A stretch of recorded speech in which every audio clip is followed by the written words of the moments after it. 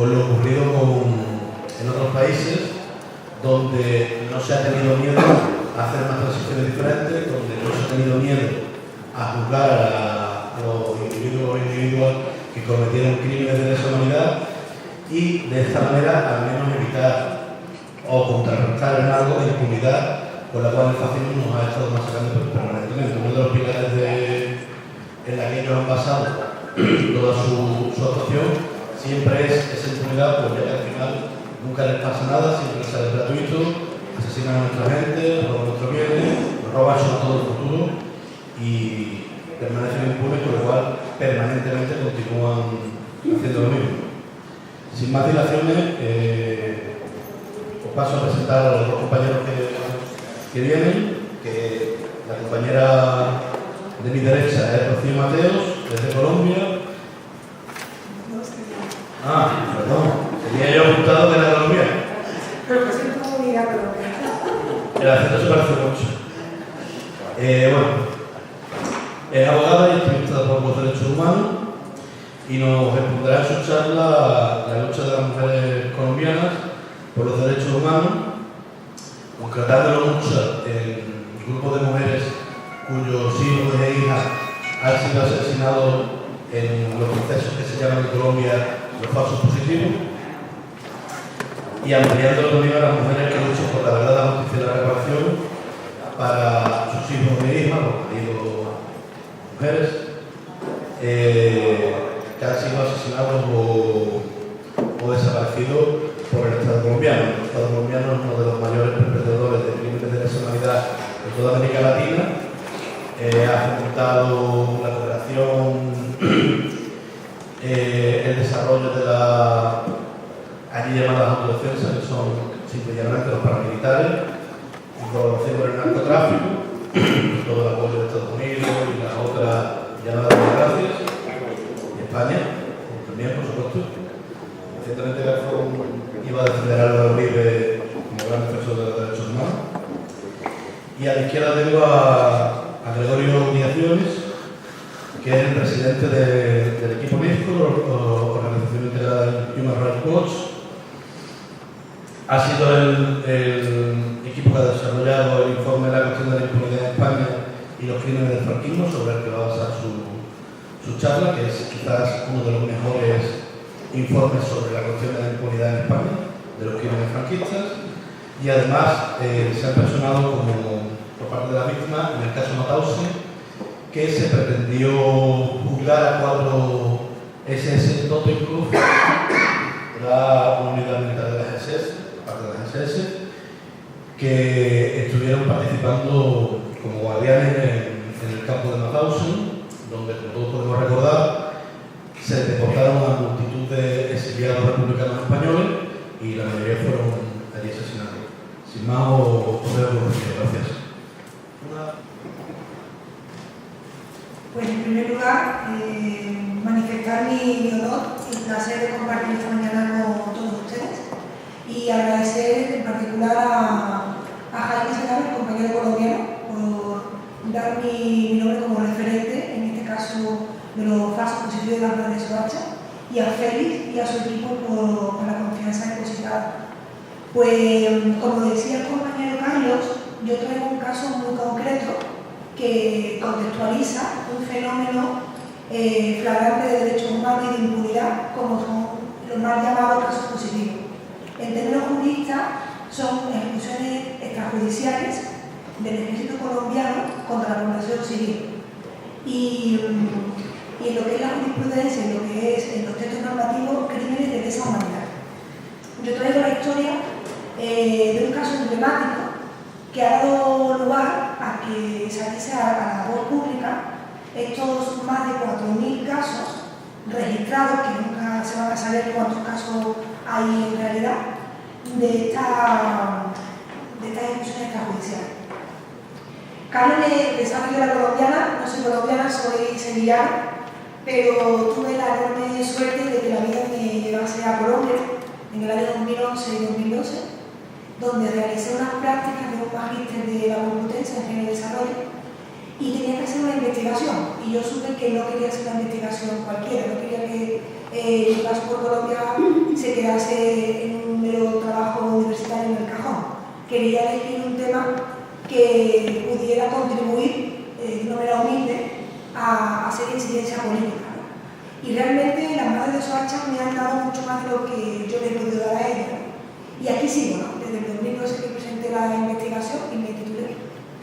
Sigo dando charlas y bueno, pues espero que este caso, para los que no lo conocéis, os dé también fuerza para seguir en vuestra lucha, y aquellos que lo conocéis, pues que conozcáis un poco más las entrañas, ¿no? de esa barbarie que ha realizado el ejército colombiano. Vamos a ver una serie de puntos porque, como parte de una investigación universitaria, no quería dejar ese enfoque, ¿no? ¿Cuál es el punto de partida? ¿Qué buscaba con la investigación? Por supuesto, es muy necesario contextualizar Colombia. La otra realidad colombiana, el mal llamado falso positivo. ¿Quiénes eran los jóvenes de Soacha? ¿Quiénes son las madres de Soacha? ¿Y qué encontré? Mi punto de partida es parto de una epistemología feminista, donde me posiciono como una ideología y no feminista, y por supuesto de izquierda. Tomo explícitamente el punto de vista de las mujeres, que son las protagonistas de la investigación, y según la teoría del conocimiento situado, mi observación está situada y es subjetiva. Los datos que yo recojo, los recojo como mujer, como blanca, como española y como abogada. Pongo esos 4 puntos porque me parece importante a la hora de exponer lo que encontré, ¿no? ¿Qué buscaba con la investigación? Yo me hice 2 preguntas,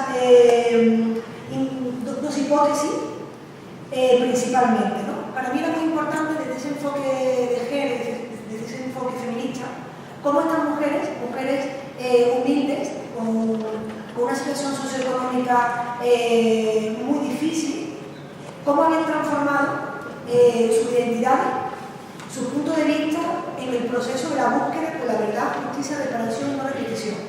Y si había originado en ellas un cambio hacia sujetas políticas. También era muy importante para mí determinar qué derechos le habían sido vulnerados y los daños generados durante su lucha. Yo me inspiro, a la hora de elegir este caso de mi investigación, me inspiro en una sentencia de la Corte Interamericana de Derechos Humanos, el caso Algodonero, que condenan al Estado mexicano y consideran a las madres de las víctimas, 2 jóvenes y una niña, que fueron desaparecidas, asesinadas y violadas, reconocen a las madres y a sus familiares como víctimas directas. Mi pregunta en la investigación era si las madres de Soacha, más allá de ese daño irreparable como es la muerte de sus hijos, si ellas eran víctimas directas del Estado. Efectivamente, yo concluyo de que estas mujeres son víctimas directas del Estado, más allá del daño ese irreparable, ¿no? Porque la víctima, el joven desaparecido y ejecutado. Y por último, algo que se utiliza mucho en Latinoamérica, y creo que aquí en España deberíamos utilizarlo, es el litigio estratégico.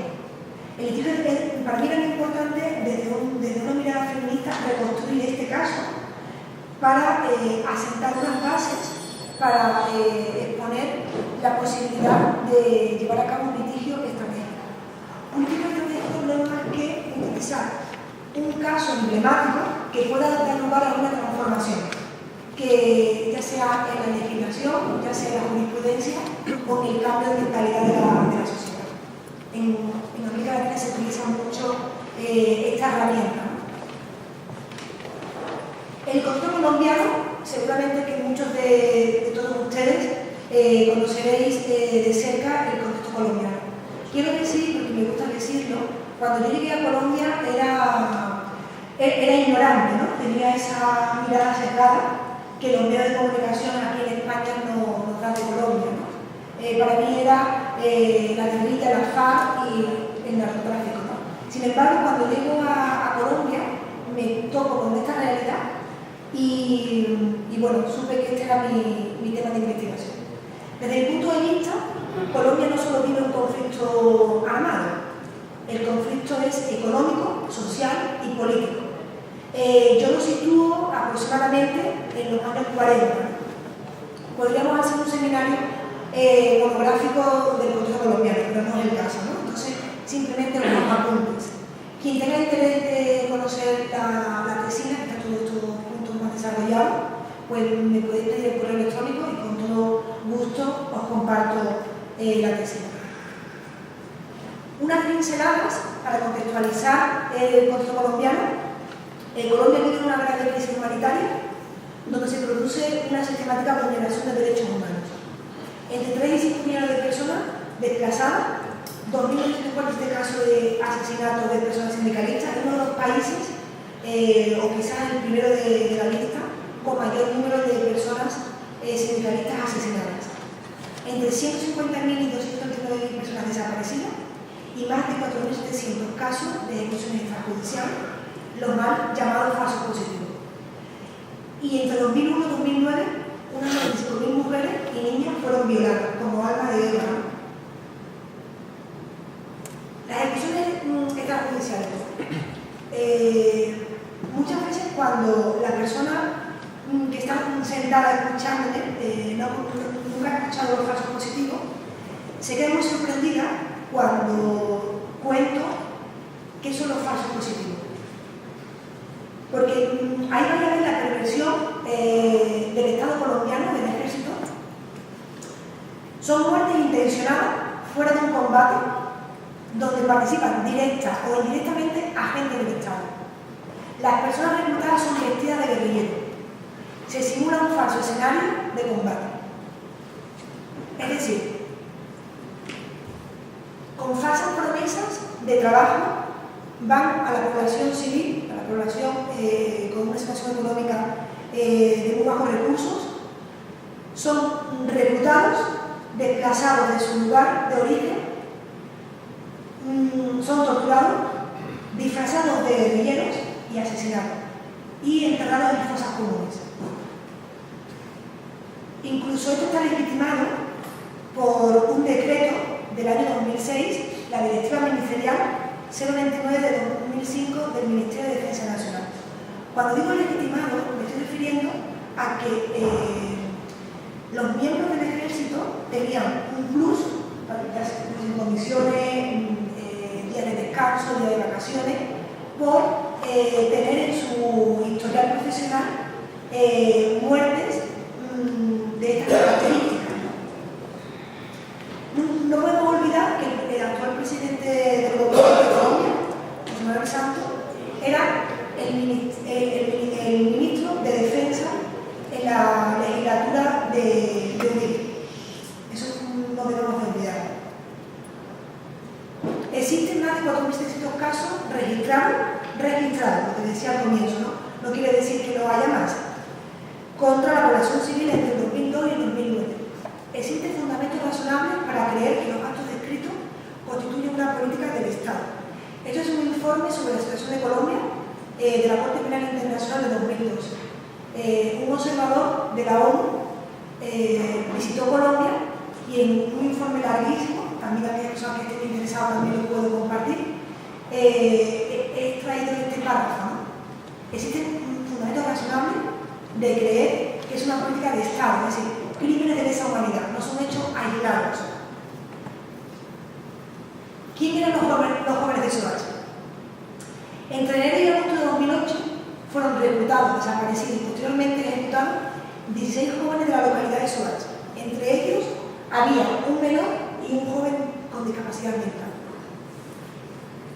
Estos jóvenes, en las audiencias, en los juzgados, tuve la oportunidad de acompañar a una de las madres, a Luz Marina Bernal, que ahora conocemos su historia, y a su hijo, que era el chico con discapacidad mental, lo pusieron de narcotraficante, de acosador, y no hay más que ver la prevención, ¿no? Un chico con una discapacidad mental, como cuenta la mamá, que no conocía el valor del dinero. ¿Qué es Soacha? Y así vamos entendiendo, ¿no?, las madres de Soacha. Soacha es un municipio que está a 18 kilómetros de Bogotá. De mayor población, se estima que hay unos 470.000 habitantes.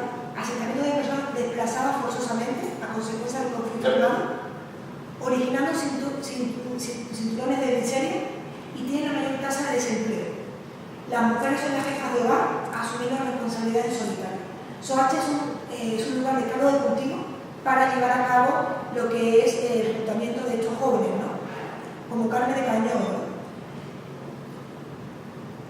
Aquí una foto para que veáis un poco el contexto, ¿no?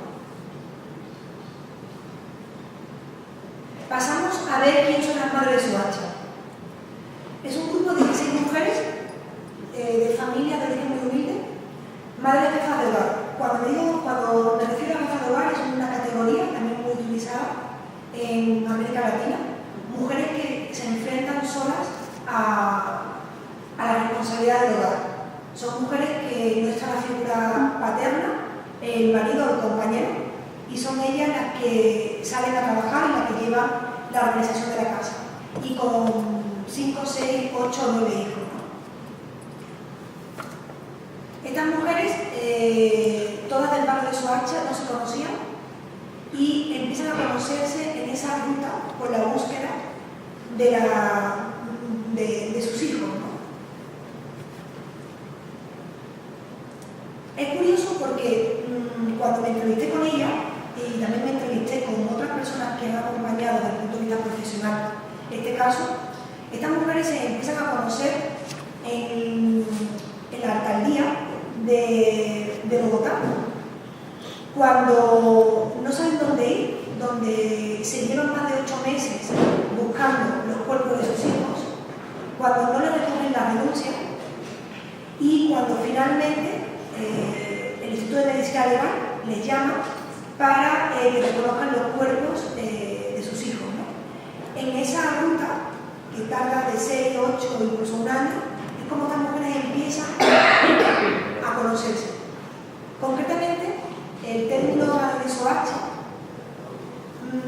se lo da un periodista que está en el Instituto de Medicina Legal el 24 de septiembre del 2008, y ese periodista observa cómo hay 4 mujeres que le unen un mismo hecho, ¿no? Entonces salen a los medios de comunicación este caso de la madre de Soacha, y a partir de ahí se convierte en el caso emblemático y se empieza a hablar de una manera más contundente de los falsos positivos. Vamos a conocer a 3 de ellas. María Sanabria, como hemos dicho, una mujer de familia humilde, y un testimonio para que veáis desde el punto de partida que salen estas mujeres, ¿no? Una mamá de 9 hijos,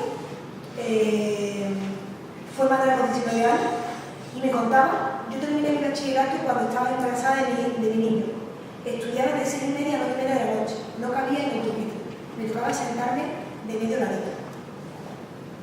Carmen Gómez, a los 12 años, después de vivir con su familia para trabajar como empleada de hogar interna, sufrió malos tratos y en el año 82 tuvo que salir viviendo con sus hijos.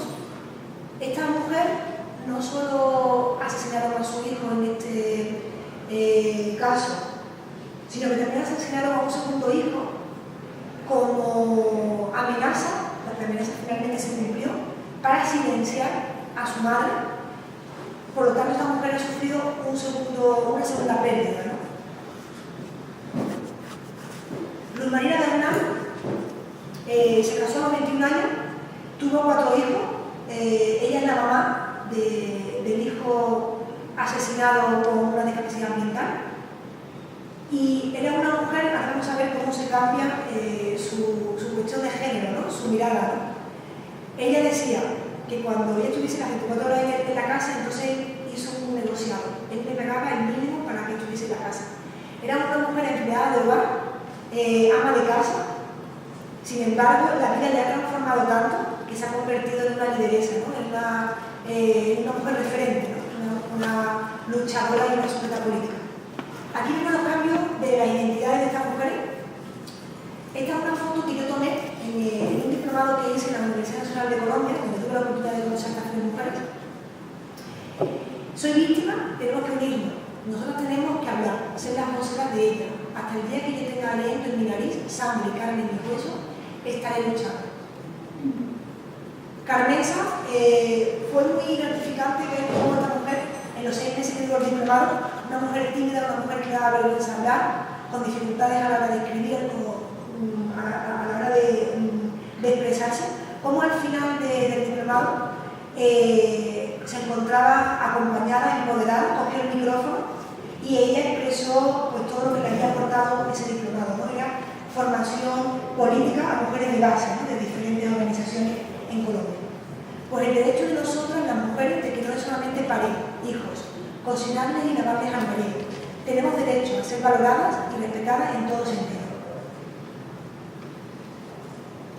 Una foto de Luz Marina, que fue invitada a dar una charla en el marco del diplomado. La madre de hogar, las 24 horas ya no existe, la destruyeron totalmente, hicieron un cambio extremo. He tenido que recorrer sitios, calles que yo no conocía por mi hijo, que dentro de mi proyecto de vida nunca había imaginado. Vuelvo a esa idea de considerar a estas mujeres víctimas directas del Estado. Ella lo decía, ¿no? Mi proyecto de vida me lo han roto, ¿no? Porque desde el 2008 que desaparecen, torturan y asesinan a mi hijo, yo he tenido que cambiar, ¿no? Mi vida, ¿no? La ponencia del compañero que lleve los efectos psicosociales creo que nos va a ilustrar mucho de esos daños. En la tesina también hemos recogido testimonios de esos daños, como tanto a nivel físico como emocional, estas mujeres han sido afectadas, ¿no? ¿Cómo han sido estigmatizadas las mujeres, las madres de Soacha, en relación a su lucha? Aquí encuentro mucho paralelismo con las mujeres de la Plaza de Mayo, ¿no? Cuando he tenido que documentarme, muchos de los testimonios que estas mujeres me han dado, lo he encontrado en otros estudios de las madres de Plaza de Mayo, ¿no? Cuando se le han dicho locas, etc., ¿no? La sociedad nos discrimina, nos dicen a Metro, esa es una mamá de los guerrilleros. Ya sabéis que en Colombia, cualquier persona que salga de esa opinión del Estado, aunque no sean personas activistas, militantes, y tengan una mera idea de izquierda, ya son guerrilleros, ¿no? Entonces a estas mujeres se les decían que eran la mamá de los guerrilleros, porque la gente siempre está pendiente de lo que dicen allá, las comunicaciones, pero no se dan cuenta de la realidad. Esta es una foto de la vivienda de una de las madres. Como veis, han sufrido pues, destrozos en su vivienda, más allá de la mayor amenaza, ¿no? Y del mayor daño como es la muerte de un segundo hijo, ¿no? Para silenciar a estas mujeres.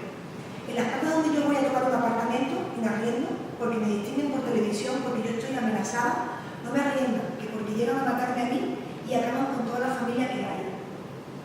Esta mujer me contaba que no solo cuando iba a alquilar un apartamento, sino también cuando iba a buscar trabajo, como era una mujer que se conocía en los medios de comunicación, tenía muchas dificultades, ¿no? Para encontrar un trabajo, ¿no? Porque la gente le daba miedo, ¿no? De tener contratada o como inquilina en su vivienda, ¿no? Ser una madre de Soacha es una madre con dolor, una madre estigmatizada, una madre señalada. Cuando vamos caminando por la séptima es una calle principal de Bogotá donde se organizan las grandes marchas, ¿no? Las grandes manifestaciones, y muy históricas, ¿no? Visibilizando la muerte de nuestros hijos, dicen otra vez, estas viejas, cuando se irán a callar, ¿no? Viejas, locas, ¿no? Con esos términos despectivos, ¿no? ¿Cuáles son sus percepciones y cuáles son sus aprendizajes de las organizaciones de mujeres y organizaciones feministas? Estas mujeres han tenido un gran apoyo por diferentes organizaciones importantes de Bogotá, de Colombia y a nivel internacional. Me importaba mucho que ellas me contaran específicamente qué habían aprendido, ¿no? De esas organizaciones de mujeres, ¿no? Partiendo ellas de mujeres humildes, con pocos recursos y con una falta de conciencia de género, ¿no? Tenemos que ser conscientes de nosotros, porque vamos a luchar. ¿Qué es lo que exigimos? Para ellas no era muy importante tener esa visión de exigir los derechos, no pedir un favor. Que tenemos que estar todas unidas para saber qué es lo que necesitamos y que se cumpla. Esta foto me parece muy emblemática, me parece muy importante. La tomé en Bogotá, en mis últimos días de estar allí, en un congreso a favor de los presos políticos en Colombia. Y me encontré con esta mamá de la Casa de Mayo, con Gladys, y tuve la suerte de ver ese momento, ¿no? Digo suerte en el sentido porque me parece que la madre de Soacha se ve mucho en el espejo, ¿no?, de las madres de Casa de Mayo, ¿no? Y aunque sea triste que en el momento en el que estamos, ¿no?, todavía sucedan estos hechos, ¿no? La madre de Casa de Mayo, la señora Marta, la señora Gladys, la señora Mirta, ellas nos decían: ánimo, mujeres, que nosotros para organizarnos también fue muy difícil. Hay muchos conflictos, muchos pensamientos opuestos. Una organización no se puede hacer de la noche a la mañana, ni en 2 ni en 3 días. Eso se va haciendo poco a poco. Estas mujeres le dan mucho aliento, ¿no?, la lucha de otras mujeres y el apoyo internacional, ¿no? Cuando le escribía a Marina que hoy sábado estaría en este espacio, ¿no?, se ponía muy contenta, ¿no?, y me agradecía que siguiese llevando su voz, como la de las madres de Soacha, como tantas madres, de su lucha, ¿no? ¿Por qué la politización de la maternidad de personajes políticos? Porque ya no es un dolor individual, ya no soy yo, la mamá, la madre que me ha asesinado a mi hijo, sino que yo politizo mi rol de madre en el sentido de que mi rol lo pongo a la voz pública y denuncio unos hechos que no son aislados. Me he convertido en madre de muchos hijos. Parémonos, mujeres, démonos las manos y pongamos nuestro grito en el cielo, porque de nosotras depende que haya paz en Colombia, de nosotras que sentimos el dolor.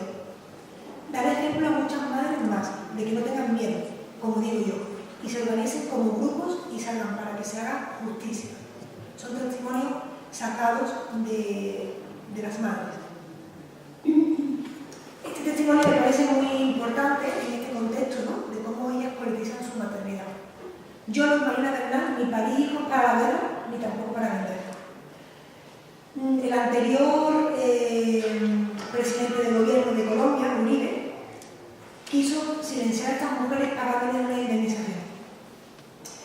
A raíz de ese hecho hubo muchas fisuras, muchas fracturas en el grupo de ellas, porque muchas mujeres optaron por la indemnización.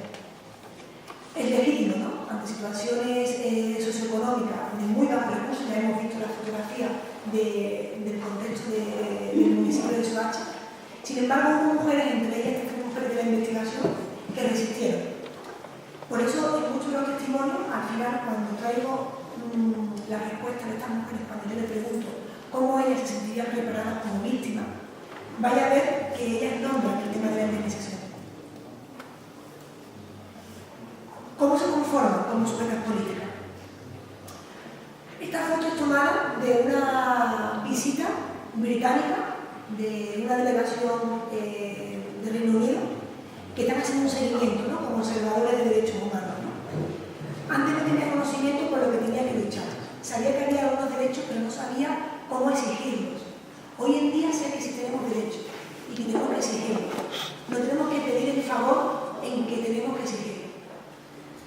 Esta charla a mí me gusta también darla porque creo que también es una fuente de inspiración, esta historia, por los momentos en los que estamos viviendo, ¿no?, en particular a nivel internacional y a nivel de España, ¿no?, como ciudadanos, ¿no?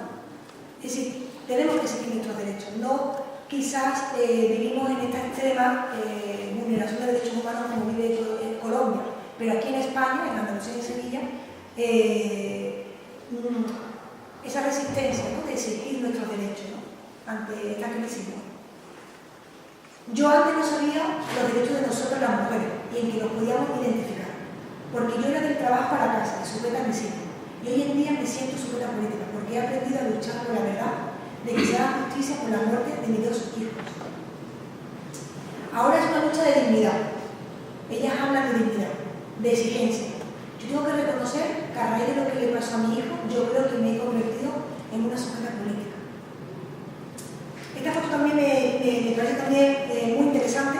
Esto se produce en abril de 2013 en el Parlamento catalán. Estas mujeres obtienen un Búsqueda de Paz, que todos los años convoca el Instituto Catalán por la Paz, y tuve la oportunidad de estar allí y traigo estos dos testimonios, ¿no?, en la recogida del premio. Yo le dije a la señora María que en el momento que las madres OH se conformen como colectivo, ese día tenían que portar una túnica blanca con muchas cosas rojas alrededor de su túnica. Estas mujeres consiguieron su sueño, ¿no? Esto me lo contaron a mí en el 2011-2012 y en el 2013 consiguieron esa identificación, ¿no? Una túnica blanca, ¿no?, los símbolos que necesitamos, ¿no?, para tener ese sentimiento de grupo, ¿no?, y de colectivo. Este premio es no solo para nosotros, las madres de Soacha, es también para todas las madres de Colombia, cuyos hijos han desaparecido, han sido asesinados. Este premio es un bastón para continuar resistiendo, para seguir pidiendo verdad, justicia, reparación y no repetición. Gracias.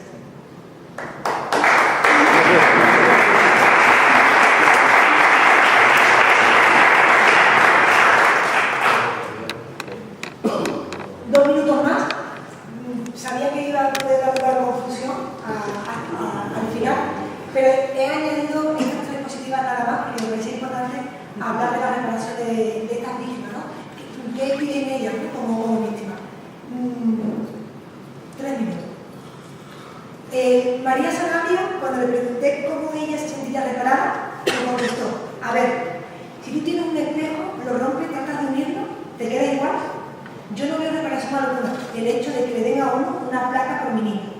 Yo creo que me sentiría mejor y hasta bien reparada de ver a Santos y Uribe en una calle.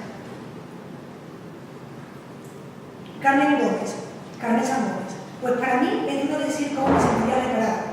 Un hijo no tiene precio y nunca lo tendrá. Que pidieran un perdón público a nosotros las víctimas, no solamente a las madres de Soacha, sino a todas las víctimas de Colombia. Luz Marina Bernal, yo me sentiría reparada en el momento que realmente se supiera la verdad. Hay una cabeza principal, llegar allá, y que se ha limpiado el buen nombre de mi hijo. No solamente la reparación es para mí.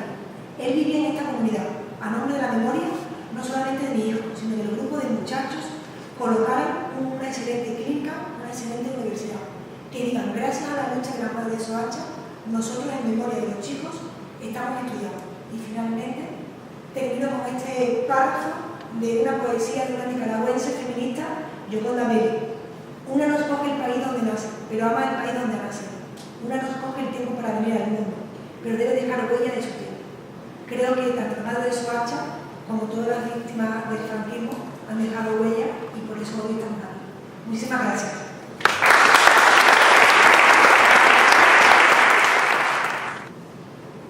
Buenos días a todos. Voy a tratar en un momento de reordenar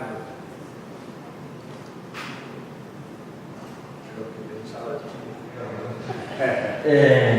Antes de empezar el libro, es una cosa que suelen decir otras veces, que nosotros estamos incluidos, somos parte de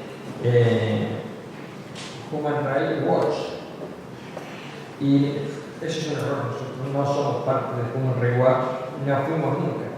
Lo que pasa es que si ustedes ven el dominio, hay derechos SOR. Cuando se creó, voy a explicar muy poquito de cómo surgió Amisco en la web. Derechos SOR es Derechos Human Rights, es una asociación norteamericana que creó la página web, la creamos juntos, como decía. En realidad es una mujer que era en aquel momento documentalista de Amnistía Internacional USA, Estados Unidos, y en aquella época Amnistía era en los principios de Internet, y Amnistía no quería trabajar en Internet, entonces se puso en contacto conmigo, que ya era conocido por cuestiones técnicas, y decidimos crear esto.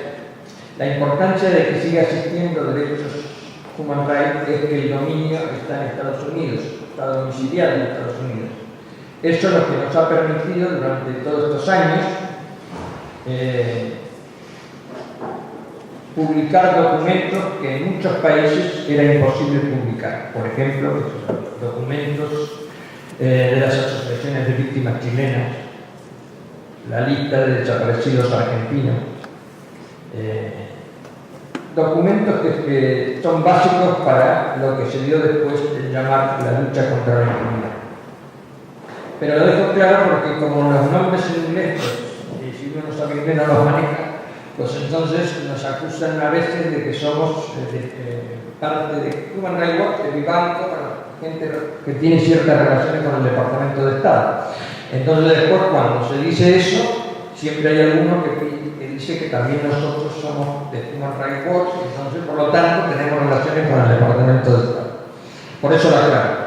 El origen NISCOR o la página esta se crea, es parte de las 1500 primeras páginas web que hubo en el mundo. Esto nos ha servido para estar en todos los buscadores y es una de las razones por la que si ustedes buscan determinados temas siempre aparecemos nosotros. O sea, cuando alguien crea una nueva base de datos, Google por ejemplo, toma estas 1500 iniciales, se copian íntegras, y entonces eso hace que no tengamos problemas para aparecer en ningún buscador, aunque se cree otro. En aquel momento, cuando empezamos, esto era un proyecto. Hoy en día estas páginas son ya un centro de documentación, posiblemente uno de los más grandes del mundo en esta temática. Pero cuando empezamos, el proyecto estaba ligado a lo que hoy se conoce como impunidad. En aquel momento no se hablaba de impunidad. Había un grupo de gente, muchos de ellos ya no existen,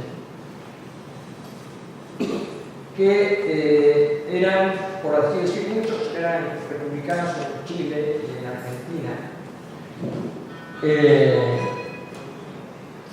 Cuando se da la Pinochet, la caída de Allende, yo tengo algún amigo que fue fusilado en esos días del golpe, nos dimos cuenta con los años, o sea, fueron pasando años, de que España tenía una gran importancia en los modelos de impunidad, que no se conocían con ese nombre, en los modelos políticos de la salida o de la transición de las dictaduras a la democracia. Pero también lo había tenido, lo tiene, en la estructura de los golpes militares. Y no voy a hablar de eso, pero para que tengan un reflejo histórico, ¿no? La única televisión del mundo que filmó los centros de detención de Pinochet al día siguiente del golpe de Estado es Televisión Española. Lo pasaron una sola vez en Sevilla, hace muchísimos años, y hoy niegan que exista eso. Pero eso fue todavía Franco. Esa no era casualidad. La inteligencia española colaboró en el golpe de Estado. Incluso colaboró en los primeros interrogatorios a los chilenos detenidos. No voy a hacer la historia de Chile, porque sería otra conferencia, pero en Argentina, el día antes del golpe de Estado, la Junta Militar, en pleno, cenó en la casa del embajador español.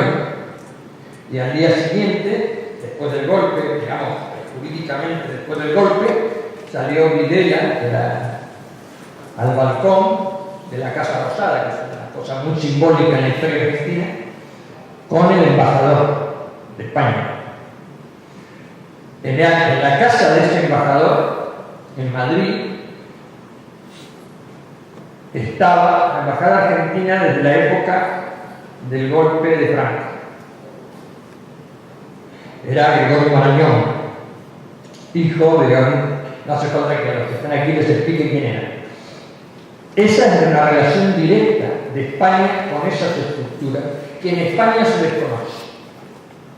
Generalmente, no digo que no haya gente que lo sepa, pero estoy seguro que muchos de ustedes la primera vez que escuchan hablar de Chile está Sarney. Cuando lo empezamos a ver nos dimos cuenta entonces de otras cosas. Cuando empieza la transición en Chile,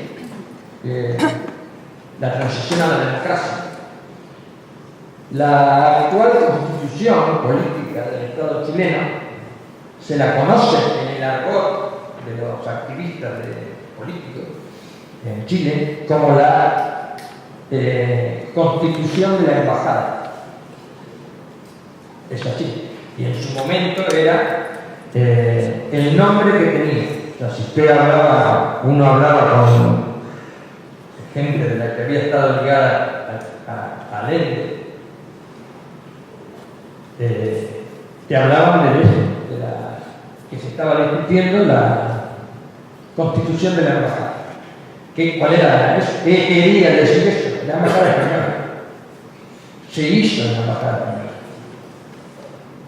Cuando viene la transición en Argentina, Alfonsín, lo simplifico, Alfonsín termina sacando unas leyes que se conocieron como leyes de impunidad.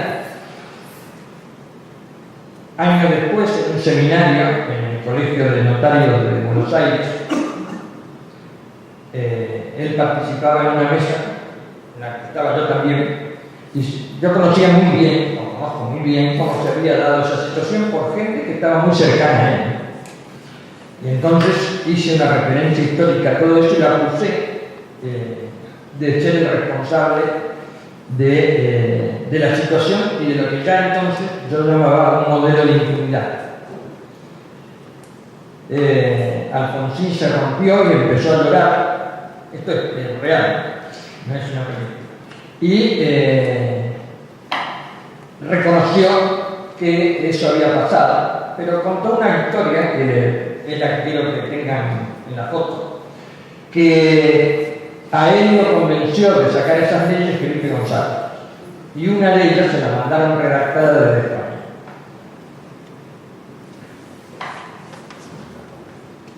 Cuando uno sabe estas cosas, entonces se plantea, y estoy hablando, cuando uno sigue y ve, conoce lo que pasó en Guatemala,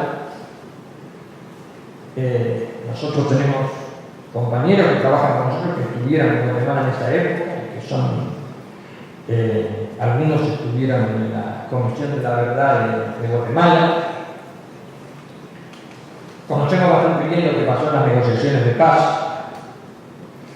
que fueron, digamos, unas negociaciones de paz fraudulentas desde el punto de vista político y desde el punto de vista jurídico. Ahora han pasado muchos años y estas cosas se pueden hablar con más objetividad. Había ocurrido una cosa en El Salvador y Guatemala, en Nicaragua, que era que, ustedes recordarán la Contra, ¿no? O sea, fue famosa en esa época, la Contra son cuerpos paramilitares entrenados en Argentina, en el tercer cuerpo de ejército de Argentina. Ese es el origen de toda la Contra nicaragüense. Cuando se da el escándalo Irán Contras, que es el que hace caer a la parte del Departamento de Estado y la CIA que financiaba la guerra civil en América Latina, y esto también sería otra conferencia, pero simplemente les pongo esto, cae los norteamericanos, cae Negroponte, que era el embajador norteamericano, un personaje siniestro, si los hay, de los mejores colocados. Terminó siendo el jefe de inteligencia de Bush cuando reordenan después del 11 de septiembre todo el sistema de inteligencia norteamericano, que son como 26 agencias. Él es el que la dirige.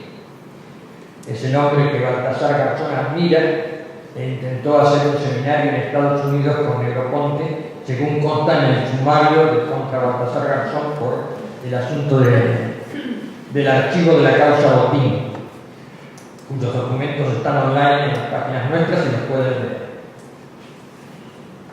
Cuando cae entonces Negroponte, ¿quién reemplaza a las fuerzas norteamericanas y Argentina? Argentina se abandona porque se da la guerra de las Malvinas, Argentina se siente traicionada y retira las tropas que tenía en Centroamérica.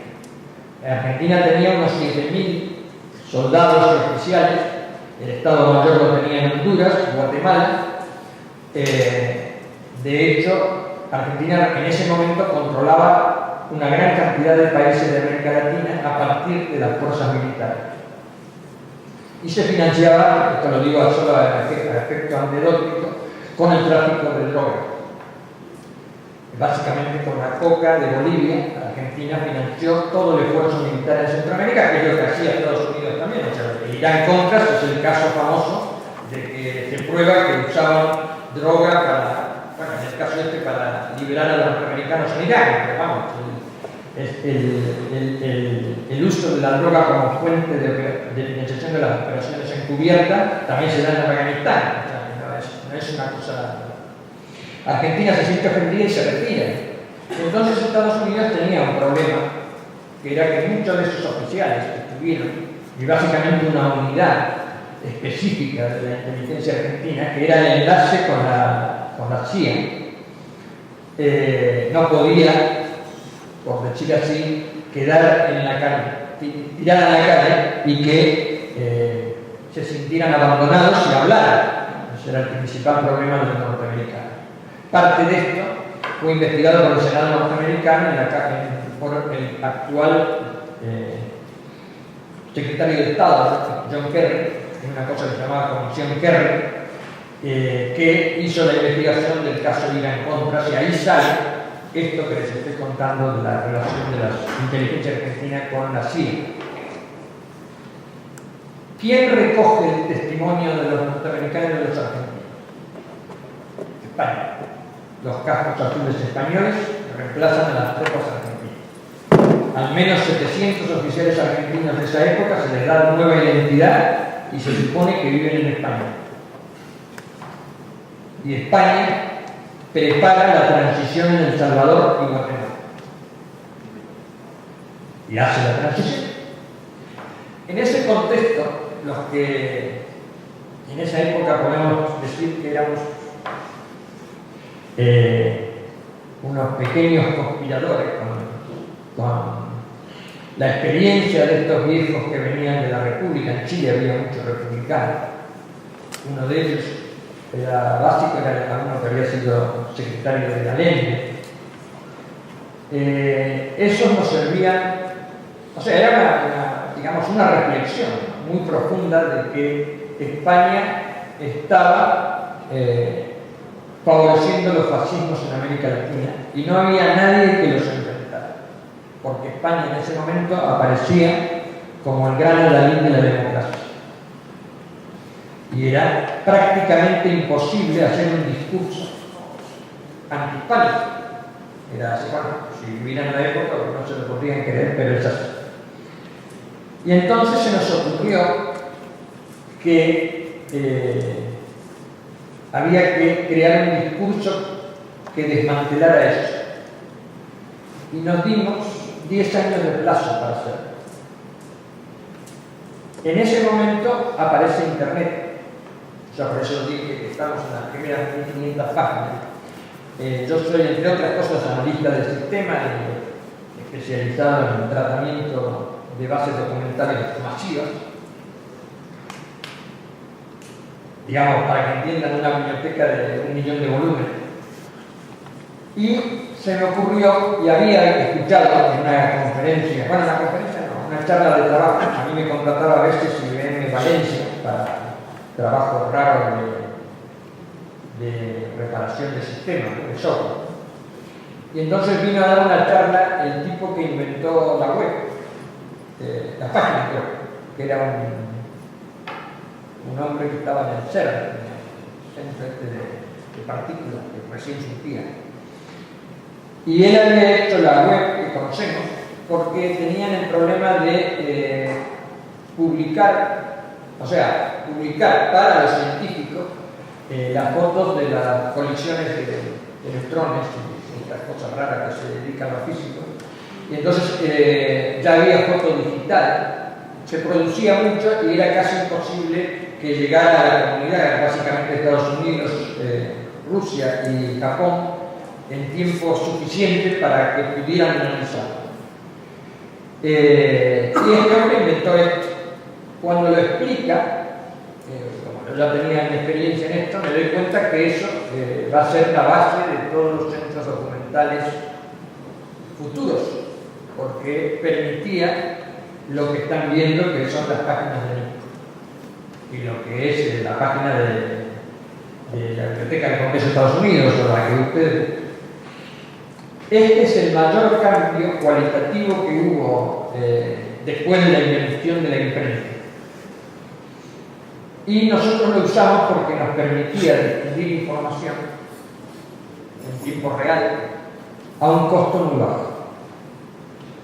El costo de producir en Internet, si produce uno, o sea, si uno es un especialista y sabe hacer todo, es muy barato.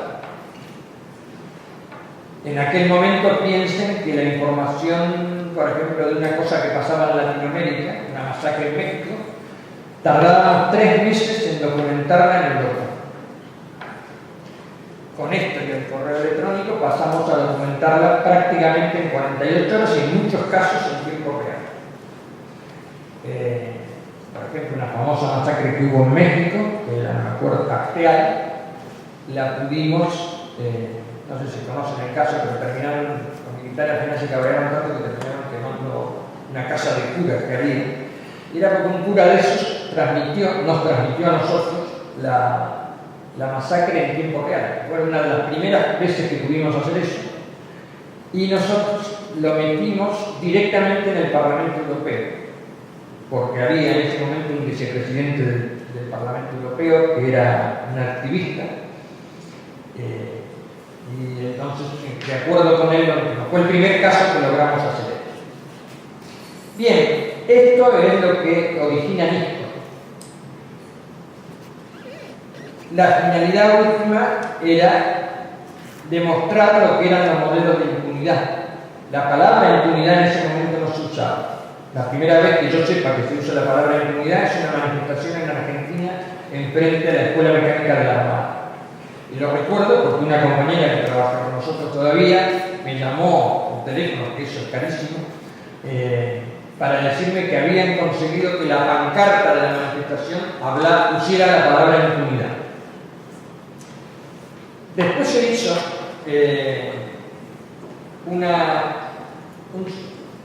fue la única vez que se hizo esto, un seminario, que es donde se habla de la impunidad por primera vez, que se hizo en Santiago de Chile. Ese primer seminario fueron unas 700 organizaciones de todo el mundo, desde los indonesios del Plan Yakarta a organizaciones de toda América Latina. Nunca más se volvió a poder hacer, nunca más pudimos volver a hacer una cosa por eso. En esa reunión que se hizo en Chile, porque todavía estaba Pinochet,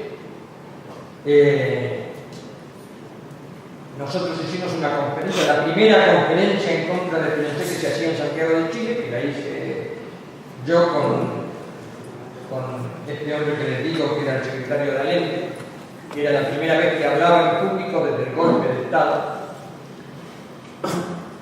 y donde por eso se hizo en Santiago de Chile. Este congreso participó Joinet. Joinet es un juez francés progresista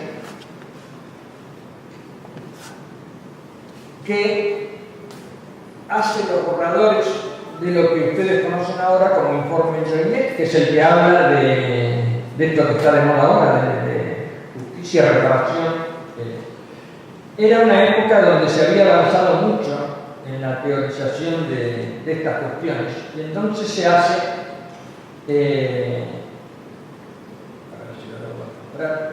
hace dos borradores de Convención Internacional de Impunidad. Una sobre derechos civiles y políticos,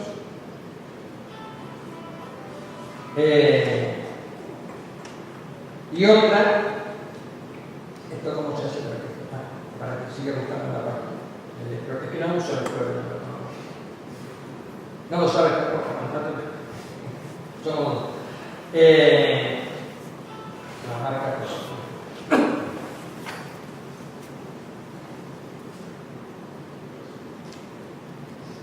Aquí tienen todo lo que salió, a ver si es esto.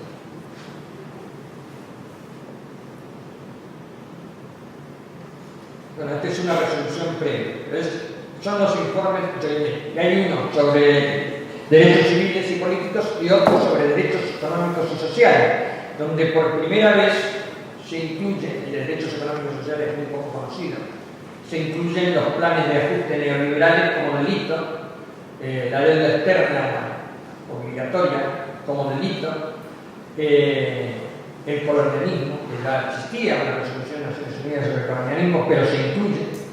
Esos son dos modelos de resolución de informe que iban a pasar a la Asamblea General, que se discuten en Chile, en Santiago de Chile.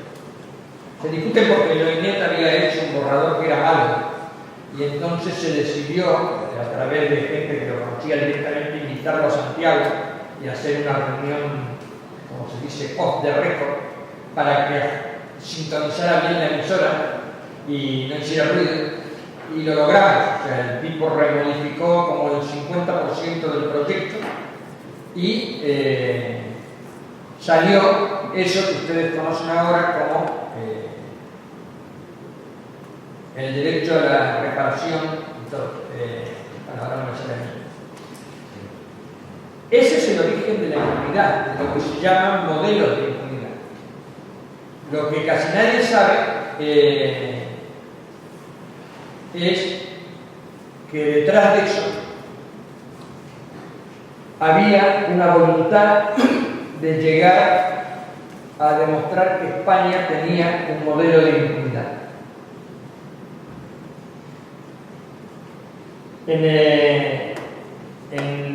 Nosotros participamos en los procesos que se llamaron de los desaparecidos argentinos, que en realidad, aunque esto en la prensa ha salido siempre de otra manera, es una denuncia por los españoles desaparecidos en Argentina. España nunca reconoció a los desaparecidos españoles en Argentina. Para que se den en cuenta, nosotros documentamos 760 y la embajada española todavía hoy en día no reconoce más que 13. Es el mismo sistema que con las víctimas del franquismo. Lo mismo hicieron en Chile. Esas dos causas, básicamente la Argentina, la pusimos a la Audiencia Nacional y al gobierno español frente al dilema de qué hacer si son víctimas españolas las que denuncian un hecho en América Latina. Y ahí empezó una batalla doctrinal y jurídica que duró 12 años y que terminó con la sentencia del caso Slim, que fue la primera sentencia por crímenes contra la humanidad en jurisdicción ordinaria europea. Pero no se llegó a esto románticamente. A esto se llegó con un enfrentamiento con el Ministerio de Exteriores español, yo diría que brutal, con los políticos españoles. Básicamente dos, que son los que enfrentan esta situación, que son Martín Villa y Felipe González. Esos son los que enfrentan este procedimiento. Felipe llegó hasta el punto de que en un momento dado convence a Alfonsín para que hiciera una conferencia de prensa él y Felipe para putear contra los procesos penales estos. Entre otras cosas, por una cuestión que nosotros no entendimos hasta esta anécdota que les voy a decir.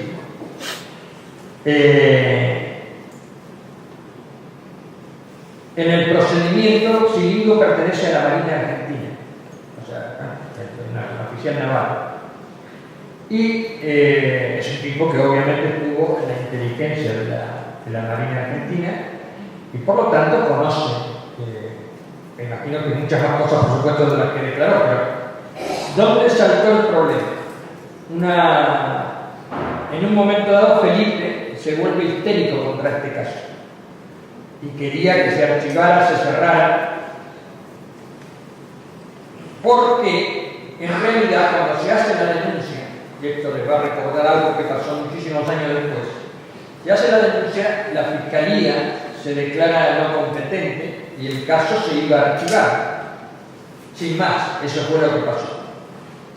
Pero en aquella época existía la Junta de Fiscales, que era, para simplificarlo, eran los fiscales del Estado español se reunían en una asamblea, por decir así, y votaban los casos, ¿no? Ese es un mecanismo que existió durante un tiempo. En el momento que se va a archivar esta causa, la causa de los desaparecidos españoles, era exactamente la transición del gobierno de Felipe al gobierno de Aznar. Y estaba de fiscal un socialista canario de la isla del Hierro, no me acuerdo cómo se llama, de esa zona, pues lo recuerdo por la isla. Y había un fiscal, que era un fiscal republicano, el único que ha habido en la historia de la transición, que tampoco me voy a acordar del nombre ahora, que le dice al fiscal: vas a ser el primer fiscal de la democracia que archiva una causa contra víctimas españolas. Y le manda el speech. ¿Qué hace el fiscal? Como buen cobarde moral, no lo archiva, pero tampoco lo aprueba. Y esta causa entonces quedó en un limbo jurídico donde la fiscalía estaba en contra, pero el fiscal general del Estado había ordenado que continuara la investigación. Y ahí, al que le cae la continuación de la investigación es a Garzón, que es lo que lo promueve a héroe nacional, aunque en realidad no tenía arte ni parte en todo esto que estoy contando. Cuando pasan los años y aparece Cilindro, insisto, Felipe se pone histérico. Y un día nos invitan a cenar a un compañero que ahora está en la ejecutiva de Izquierda Unida y a mí, un grupo de periodistas en Madrid. Grupo de periodistas, los subdirectores y todos los directores de información extranjera, digamos, de los, bueno, menos del país, todos los periódicos, La Vanguardia, todos. Y esto se organiza en la casa de un periodista que había sido vicedirector del país, que es el Martín Prieto, que es el que se enfrenta con Cebrián. Bueno, eso es otra historia. Pierde la batalla y termina bueno, él se casa con una argentina y entonces conoce bastante bien a Argentina. Nos invitan a cenar. Y bueno, nosotros fuimos porque, bueno, tampoco estaba mal que nos invitaran. Venía Estracera, que era un fiscal argentino que había estado en la causa de los comandantes que se llaman Argentina. Y Estracera, yo había tenido una reunión con él por el tema de los marinos en Argentina, de los marinos en la Audiencia Nacional. Pero había cosas que él veía de Argentina que nosotros desde aquí no veíamos. Cuando termina la cena, entonces dicen: bueno, y ahora vamos a explicarle a ellos por qué los invitamos. ¿Y qué nos explicaron? Que había un GAL, que no se investigó nunca, que es el GAL argentino. El GAL fueron tres, al menos, que sepamos, ¿no? El GAL Corso, o sea, la mafia, pagado a la mafia Corso, el GAL Verde, que es el de la Guardia Civil, y hubo un GAL argentino. Estoy hablando que ahí estaban 16 periodistas, o sea, no era un chisme. Y que entonces Felipe, bueno, hay un personaje que aparecía alrededor del juicio, que nos acusó a nosotros, que para nosotros era un personaje relacionado con los colaboradores de la Marina Argentina, pero que no tenía más importancia. Lo que nos cuentan ahí es que ese era el entrenador del GAL argentino. Y entonces Felipe se había convencido de que este procedimiento lo que buscaba con traer a Cilindro y que se lo detuvo es imputarlo a él por el GAL argentino y que Cilindro iba a ser el testigo. Bien, esto terminó con una reunión que pedimos a 2 o 3 de la dirección del PSOE para explicarle que eso no era verdad. Bueno, no solo no era verdad, sino que si era verdad que existía el gran argentino, lo que tenían que hacer ellos era denunciarlo, pero no atacarnos a nosotros. Bien, esto es una anécdota. Pero lo que quiero dejar detrás de la anécdota es que España no es inocente frente a los modelos de impunidad. No lo es en absoluto. En el 2004, que es cuando ya se termina la sentencia Scilingo, nosotros preparamos este documento, que ustedes conocerán, que es el modelo de la impunidad en España. Ese documento se preparó precisamente como parte de esa estrategia de tener un discurso que pusiera a España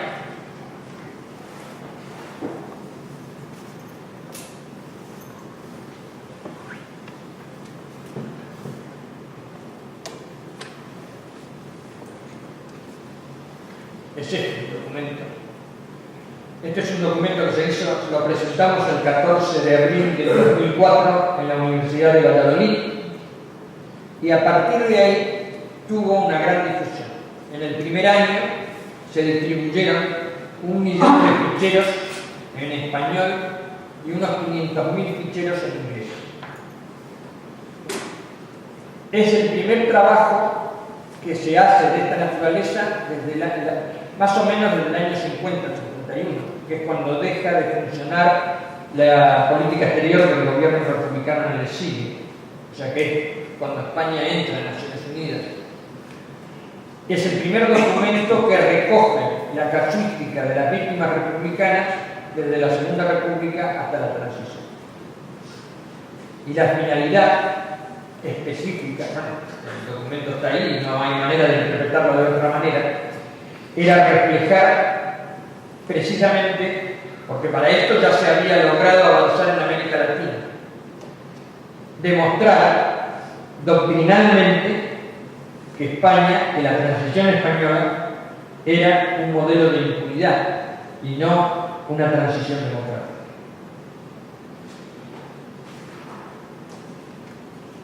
No voy a entrar en el documento porque es, creo que es conocido. Si después quieren preguntarme, preguntan lo que quieran. Tiene 2 aspectos que sabíamos que eran claves para esto, que es la publicación en español de las resoluciones de Naciones Unidas donde se declara el régimen de Franco parte del eje. Esas resoluciones están en los primeros libros de actas, por decir así, de Naciones Unidas. Tardamos 2 años en conseguirlas, porque estaban en un archivo no oficial de Naciones Unidas en Ginebra. Tuvimos que usar un bibliotecario especializado en Naciones Unidas para encontrarlo. Y no era casualidad. La diplomacia española usa todavía un manual de la época que está hecho por el ministro de Exteriores, un tipo de la nobleza que ahora tampoco me voy a acordar, si alguno se acuerda el nombre. ¿Alaíza? No. Era el que fue embajador justo en la entrada. El ministro de Exteriores, que reemplaza a Serrano Suñer. No importa, ese. Hace un manual, es un noble, sí. Hace un manual para hacer frente al derecho internacional en Naciones Unidas y en todos lados. Todavía hoy en día, por testimonio de un embajador español, lo usan las embajadas españolas para responder a las cuestiones de las víctimas republicanas. Hoy. Eso es lo que intentamos desmontar ahí. Y la segunda cuestión es la cuestión de la aplicación subsidiaria del Estatuto de Nuremberg. ¿Por qué? Porque si tú eres un país del eje, bueno, primero, ¿hay obligación, la pregunta, ¿hay obligación subsidiaria de aplicar el Estatuto de Nuremberg? Sí, todos los países que entran en Naciones Unidas firman un acuerdo, que es original, es con el que se crea Naciones Unidas, por el cual se comprometen a perseguir a los criminales de guerra de la Segunda Guerra Mundial. Consecuentemente, todos los países tendrían jurisdicción sobre criminales de guerra nacionalsocialistas, por ejemplo, o franquistas. Eso España. Franco se iba de vacaciones a Portugal con una flota de guerra, porque siempre tuvo miedo que los británicos lo secuestraran en alta mar y lo juzgaran como un demonio. Cosa que por supuesto los británicos no pensaban hacer, pero bueno, uno sabe que como son muy malos, pues a lo mejor se les ocurre eso. Todos saben eso. Fraga lo sabe. Tienen manuales para no ir a determinados países. Estoy hablando antes de todo esto. Esa es la realidad. Cuando se plantean estas cuestiones, nosotros este documento se distribuyó en Naciones Unidas a todos los países de... da lo mismo, pero es decir, que se hizo el esfuerzo de distribuirlo a los delegados de todos los países representados en Naciones Unidas, en los 3 idiomas. Eso creó un problema en el Ministerio de Exteriores español. Por primera vez tuvieron problemas con determinados ministerios de exteriores de países. Por ejemplo, Canadá. Canadá es un país que manda un tipo aquí, a España, a recoger este informe para hacer un informe para el Ministerio de Exteriores. Alemania hace lo mismo. Los rusos hacen lo mismo. Porque en el fondo todos saben que esto es lo que pasó, todos saben que la transición de Franco fue la que fue. Lo que ocurre es que cuando lo haces público y lo pones en la televisión, las cosas no es que cambien, pero te ponen frente a una realidad como por ejemplo toda la cuestión de los niños en la guerra. ¿Quién puede defender en su sano juicio que los niños en la guerra no se les devuelva la nacionalidad española? Nadie. Menos los países donde han estado, como los británicos que le dieron la nacionalidad. Esas cosas para la diplomacia española son embarrantes. Entonces, a partir del 2004, ellos reaccionan frente a eso. Este documento crea lo que yo llamaría, para no dar nombres, un movimiento de asociaciones que va detrás de la memoria histórica de las víctimas o lo que sea, pero por primera vez se crea un mínimo de conciencia social sobre las víctimas del franquismo. Yo diría las víctimas republicanas del franquismo. Y no lo digo por la República, lo digo porque es históricamente cierto.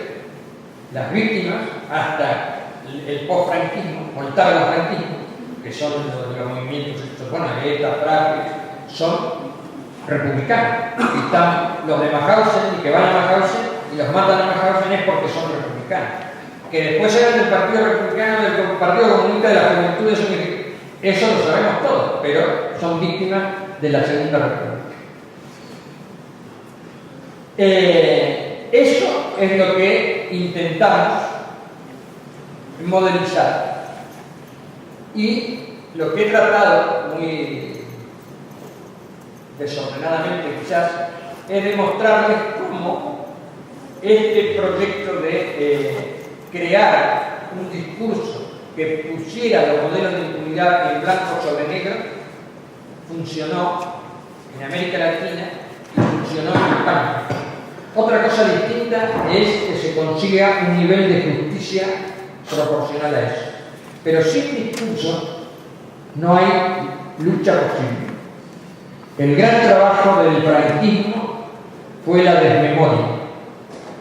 Fue el crear activistas políticos que piensan que Franco fue legítimo, la ley de la memoria, votado por partidos de izquierda.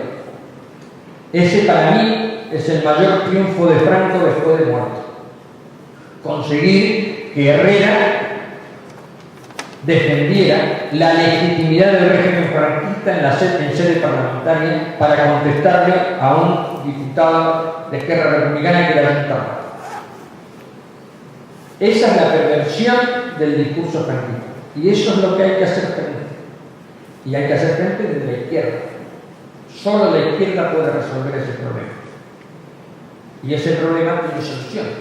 Si somos capaces de entender cómo un modelo de transición puede ser traicionado por los propios términos de la negociación y entonces se convierte en un modelo de impunidad. Lo grave pasa, y con esto termino, es que España quiso y exportó ese modelo y lo vendió como la solución a las transiciones de las guerras civiles en América Latina y en otros países. Y eso también es obligación ética y moral impedirlo. No se puede permitir a los embajadores y a los militares españoles que viajen vendiendo un modelo de transición que traicionó a sus propios ciudadanos y que crean que lo pueden replicar en otros países. Y la explicación de Felipe, dada en Santiago de Chile a gente con la que mantuvo reunión, es que eso es lo que le permitía la legitimación a España, porque España hace una transición fraudulenta, pero no tiene un modelo, no lo puede vender con no existe la Revolución Francesa franquista. Entonces ellos, ¿qué hacen? Empiezan a generar modelos de impunidad en Chile, en Argentina, ¿no?, que replican el modelo español y entonces se autolegitiman. Es eso lo que buscan. Y eso es lo que buscamos nosotros destruir con toda esa campaña que hicimos desde hace prácticamente 20 años. La reflexión última, y no entro en las cuestiones españolas que todos conocemos, es que hay que unificar la lucha de todas las organizaciones y romper con el modelo de transición desde lo profundo de la conciencia, pero con suma racionalidad. Romper con el modelo de transición no es traicionar a nadie. Y si hay que romper con determinadas cosas que ocurrieron en la historia interna de los propios partidos, hay que hacerlo, porque si no, se van a enterrar los partidos. Esto es el acta de defunción de un modelo político que hoy está en crisis total. Creo que no hace falta explicarlo mucho, pero si hay una crisis profunda, tan profunda como la que dio lugar a la Segunda República, es el fin del modelo de la transición española. El fin de la monarquía heredera de Franco, que es la base, o sea, el problema de la legitimidad de la transición es la legitimidad de la monarquía. Si yo digo que la transición se rompe, el rey se cae. Se cae porque no es un rey legítimo, ni siquiera para un monárquico. Es un rey que lo puso Franco, juró los principios del movimiento, no la Constitución española, pero tampoco fue heredero de su padre. Eso es lo que ha dado lugar a lo que yo llamo estos conservadores republicanos al estilo del director del Mundo, que de golpe atacan a la monarquía por el lado de la legitimidad del rey Juan Carlos. Y es porque hay un grupo de monárquicos que piensa que Juan Carlos traicionó a los valores monárquicos. Bien, esa es una crisis profunda. Si no somos capaces de aprovechar una crisis, a eso sumen que no hace falta que lo explique, la crisis social, la crisis económica y la crisis de corrupción. La corrupción, más allá de todo, es parte de este modelo. Las cosas en la transición se pagaban hasta hoy. Cuando se vota la ley de la memoria, y con esto termino, nosotros teníamos una relación, las asociaciones que trabajábamos, una relación directa con el PNV y Convergencia y Unión, que eran los que apoyaban en contra de la ley de la memoria. Bueno, nadie de nosotros se quería que estuvieran en contra, pero bueno, ellos hacían eso y el PNV mantenía un enlace. Todos los días nos informaba lo que pasaba, lo que decía uno, lo que decía el otro. Y Convergencia tenía un senador que hacía lo mismo, no todos los días, pero cada tanto. Y entonces, pues nosotros nos venía muy bien porque nos enterábamos de lo que pasaba en el Congreso y si no, no teníamos manera de enterarnos. No éramos muy bien recibidos en el Congreso. Después de una negociación que se hizo con Caure que terminó para la mierda, nunca más nos recibieron. Se vota la ley, y vota el PNV, vota Convergencia, vota Izquierda Unida, bueno, votan todos. Versión de Siu. Digo para que no... Es muy simple lo que pasó. Al PNV le devolvieron la casa del PNV en París, la casa de los Bajos, pero no se la devolvieron a gobierno más cosas, se la devolvieron al PNV. A Convergencia le devolvieron los bienes de la democracia cristiana que expropió Franco y que nunca se le devolvieron por problemas de legalidad de si esta convergencia era la heredera o no. Entonces le pagaron con eso a Llamazares, con la Fundación Llamazares. Y así se hizo la ley de la memoria. Esto es lo que hay que hacer. Nada más. Que haya suerte y, como decían los viejos, salud y república.